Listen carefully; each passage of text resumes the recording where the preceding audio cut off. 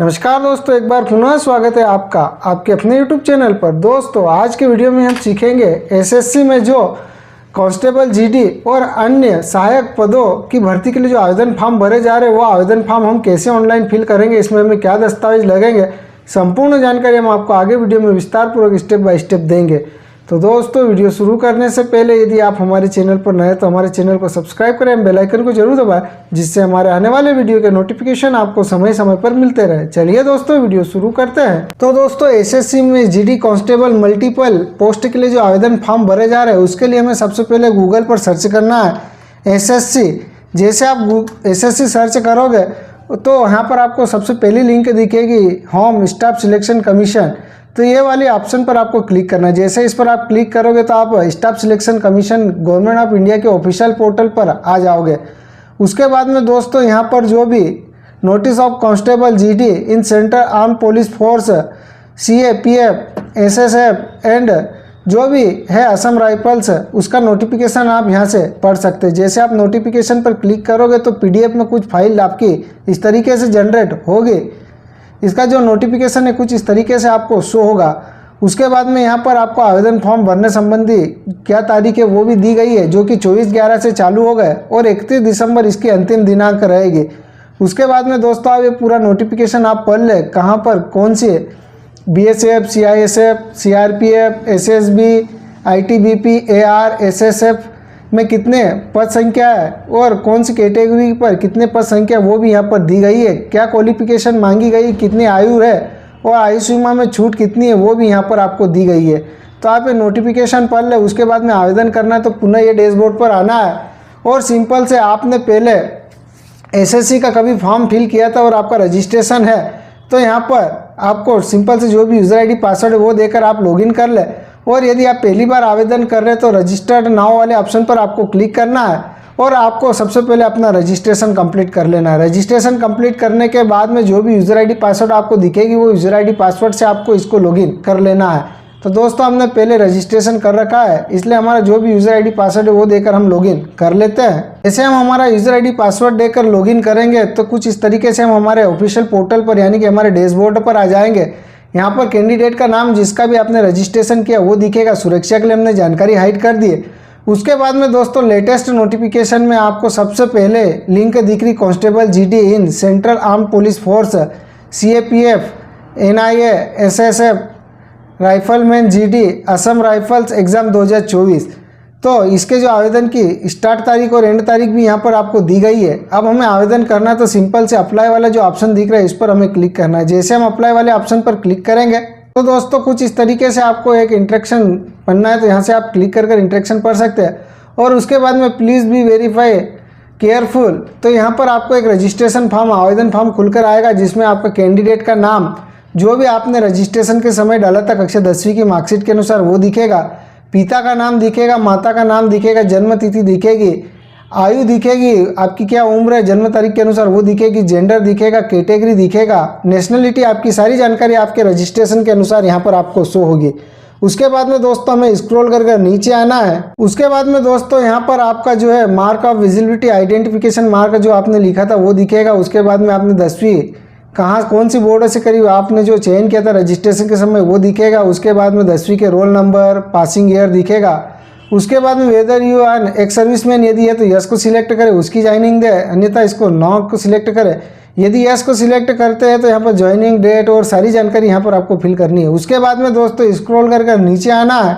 उसके बाद में दोस्तों यदि आप आयु सीमा में छूट लेना चाहते हैं तो यस को सिलेक्ट करें और जो भी है वो यहाँ पर आपको ऑटोमेटिक ले लेगा। और यदि आप आयु सीमा में छूट नहीं लेना चाहते तो नो को सिलेक्ट करें। उसके बाद में nationality, cadet crop, NCC certificate यदि है तो यस को सिलेक्ट करें, अन्यथा नो को सिलेक्ट करें। यस को सिलेक्ट करोगे तो उसकी जानकारी देनी है, अन्यथा इसको नो को सिलेक्ट करना है। उसके बाद में यहाँ पर परीक्षा केंद्र का चयन करना है। तो यदि आप मध्य प्रदेश से देना चाहते तो एमपीआर टाइप करें। यदि आप अन्य राजस्थान वगैरह से देना चाहते हैं तो वो सिलेक्ट करें। जो भी है वो यहाँ पर आप परीक्षा केंद्र का चयन कर ले, जो भी आपको उचित लगे परीक्षा केंद्र का आपको चयन करना है। उसके बाद में सेकंड परीक्षा केंद्र जो भी है वो चयन कर ले। उसके बाद में थर्ड परीक्षा केंद्र आपको चयन करना है। उसके बाद में दोस्तों यहाँ पर medium of computer based examination, तो आप कौन सी मीडियम में परीक्षा देना चाहते हैं वो यहाँ पर चयन करें। उसके बाद में वेरीफाई मीडियम का चयन करना है। उसके बाद में दोस्तों यहाँ पर आपको स्टेट डोमिसाइल यानी कि आप कौन सी स्टेट के निवासी वो चयन करना है। उसके बाद में उसको वेरीफाई करना है। उसके बाद में डोमिसाइल डिस्ट्रिक्ट खुलकर आएगा तो जो भी जिला है वो जिले का चयन करना है, फिर से वेरीफाई करना है। आप जिस भी स्टेट के निवासी जो भी आपका जिला है वो यहाँ पर आपको चयन करना है। ये हम आपको डेमो जानकारी दिखा रहे, इसलिए दोस्तों आपकी जो भी जानकारी वो आप अपनी जानकारी के अनुसार फिल करें। उसके बाद में यहाँ पर आपको पर जो have you migrant from the state UT for your original and other state UT, यदि है तो यस को सिलेक्ट करें, नहीं तो नो को सिलेक्ट करें। उसके बाद में हमें सिंपल से स्क्रॉल कर नीचे आना है। जैसे हम स्क्रॉल कर नीचे आएंगे उसके बाद में दोस्तों यहाँ पर हमें जो है प्रेफरेंस का चयन करना है। तो preference of post CRPF organisation, तो यहाँ पर पोस्ट प्रेफरेंस कैसे आप सिलेक्ट करोगे, तो यहाँ पर आपको पोस्ट डिटेल, जैसे आप इस पर क्लिक करोगे तो यहाँ पर पोस्ट डिटेल यहाँ पर खुलकर आएगी।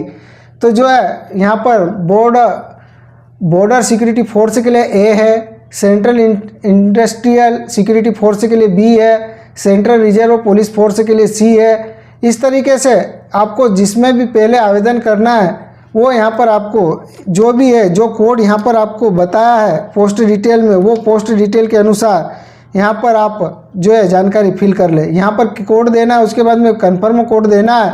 उसके बाद में हाईएस्ट एजुकेशन क्वालिफिकेशन जो भी आपकी उच्च शिक्षा वो यहाँ पर आपको सिलेक्ट कर लेनी है। ये हम आपको डेमो दिखा रहे, इसलिए आपकी जो भी योग्यता उसके अनुसार आपको सिलेक्ट करना है। उसके बाद में स्क्रॉल करके नीचे आना है। उसके बाद में दोस्तों यहाँ पर आपको जो है आपके हाईएस्ट क्वालिफिकेशन के बाद में detail of qualify education qualification, तो आपको 10th स्टैंडर्ड से आवेदन करना है। तो 10th स्टैंडर्ड को सिलेक्ट करें या equipment to the 10th standard जो भी है उसको आपको सिलेक्ट करना है। जैसे आप सिलेक्ट करोगे तो यहाँ पर सबसे पहले पास्ड है या अपेयर उसका सिलेक्ट करना है। पासिंग ईयर जो आपने रजिस्ट्रेशन के समय डाला था वो ले लेगा।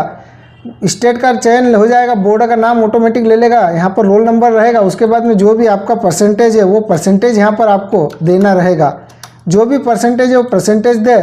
उसके बाद में do you want to make personal information available access operating term, तो यहाँ पर यस को सिलेक्ट कर लेना है। उसके बाद में यदि आप अपनी पर्सनल डिटेल साझा करना चाहते हैं तो यस को सिलेक्ट करें, अन्यथा नो को सिलेक्ट करें। जो भी आपको उचित लगे वो सिलेक्ट करें। उसके बाद में स्क्रॉल कर हमें नीचे आना है। उसके बाद में दोस्तों आपका जो भी एड्रेस आपने रजिस्ट्रेशन के समय डाला था वो एड्रेस यहाँ पर आपको शो होगा। सुरक्षा के लिए हमने हाइड कर दिया, वो एड्रेस अच्छे से मिलान कर ले। उसके बाद में यहाँ पर आपको जो है पासपोर्ट साइज की फ़ोटो जो कि 20 से 50 KB के बीच में होनी चाहिए, और जो फ़ोटो आप स्कैन करोगे वो 24 अगस्त 2023 तक की फ़ोटो यहाँ पर स्कैन कर सकते हैं। उससे पुरानी फ़ोटो यदि आपके पास होगी तो वो आप मान्य नहीं होगा, आपका फॉर्म रिजेक्ट हो जाएगा। इसलिए आपको 24 अगस्त 2023 तक की फ़ोटो, उसके बाद की फ़ोटो आप यहाँ पर स्कैन कर अपलोड कर दे। उसके बाद में जो भी सिग्नेचर है सिग्नेचर अपलोड कर दे। उसके बाद में इसको यस को सिलेक्ट करना है। उसके बाद में आई एग्री पर हमें क्लिक करना है, कैप्चा कोड देना है, प्रीव्यू पर आपको क्लिक करना है। जैसे आप प्रीव्यू पर क्लिक करोगे तो आपको एक प्रीव्यू पेज दिखेगा। उसके बाद में आपका मोबाइल वेरिफिकेशन होगा, OTP आएगी, OTP देना है। OTP देने के बाद में दोस्तों जैसे आप फाइनल सबमिट करोगे तो यदि आपका जो है ST/SC कैटेगरी को छोड़कर अन्य कैटेगरी में आते हैं तो इसका जो पेमेंट शुल्क है उसके मोड पर आपको ले जाओ, पेमेंट मोड पर चले जाओगे और net banking, debit card, Bhim, UPI जिससे भी इसका पेमेंट भुगतान करना है पेमेंट भुगतान कर ले। पेमेंट भुगतान करने के बाद में दोस्तों जो रिसिप्ट आपको प्राप्त होगी वो सुरक्षित संभाल कर रखनी है। और दोस्तों आपका पेमेंट भुगतान होगी, आपको रिसिप्ट प्राप्त नहीं हुए तो उस स्थिति में आपको पुनः होम पेज पर आना है। प्रिंट का जो ऑप्शन दिख रहा है इस पर आपको क्लिक कर अपना जो भी रसीद है वो प्रिंट कर सकते हैं। यदि आप ST/SC कैटेगरी में आते हैं तो डायरेक्ट आपको प्रिंट रसीद पर क्लिक कर अपनी प्रिंट रसीद प्राप्त कर ले और इसमें आपको शुल्क भुगतान नहीं करना रहेगा। और यदि आप पेमेंट में आते हैं और आपका सर्वर एरर आता है और पेमेंट नहीं होता है तो पुनः होम पेज पर आओगे तो यहाँ पर पेमेंट पर क्लिक कर आप इसका पेमेंट भुगतान कर ले और उसके बाद में जो रिसिप्ट आपको प्राप्त होगी वो रिसिप्ट सुरक्षित संभाल कर अपने पास रख लेनी है। तो दोस्तों इस तरीके से SSC में जो कांस्टेबल GD और अन्य पदों के लिए जो मल्टीपल पदों के लिए आवेदन फॉर्म भरे जा रहे हो आवेदन आपको इस तरीके से फिल करना है। आवेदन फिल करने के बाद में जो रिसिप्ट आपको प्राप्त होगी वो सुरक्षित संभाल कर अपने पास रख लेनी है। तो दोस्तों हमारा वीडियो आपको कैसा लगा हमें कमेंट्स करके जरूर बताना है। किसी भी प्रकार की दिक्कत हो तो हमें कमेंट्स करना, हम आपकी सहायता करने की पूरी कोशिश करेंगे। और यदि आप हमारे चैनल पर नए तो हमारे चैनल को अधिक से अधिक सब्सक्राइब करना, शेयर करना, लाइक करना और हमें सपोर्ट करना। तो दोस्तों इस वीडियो में इतना ही, मिलते हैं अगले वीडियो में कुछ नए के साथ। तब तक के लिए जय हिंद, वंदे मातरम।